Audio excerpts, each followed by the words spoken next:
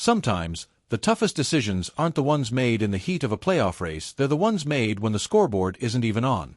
Baseball has this way of forcing you to choose between what looks good on paper and what your gut tells you is right. And for a team with the kind of expectations that hover over New York like an unblinking spotlight, sentimentality rarely wins.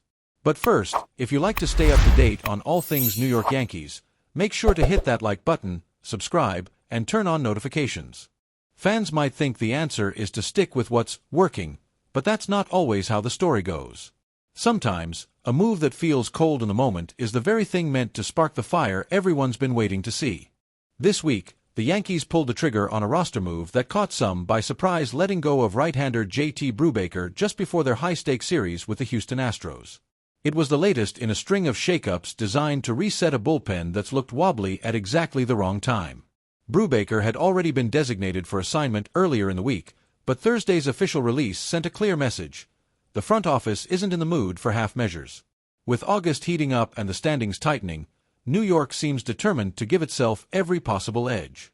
Brubaker's numbers weren't bad on the surface: 3.38 ERA, 1.19 WHIP over 16 innings, and for some pitchers, those stats would have been enough to earn a longer look.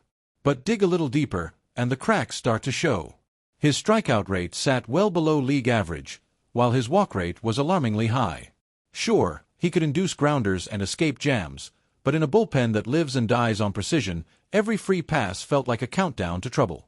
The Yankees clearly saw the risk of letting that trend continue, especially in games where one misplaced pitch can change the course of a series. Brubaker's journey to the Bronx had all the makings of a comeback story.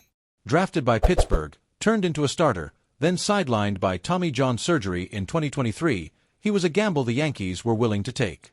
They sent infield prospect Kiner Delgado to the Pirates back in March, betting on the idea that once healthy, Brubaker could be a quietly valuable piece.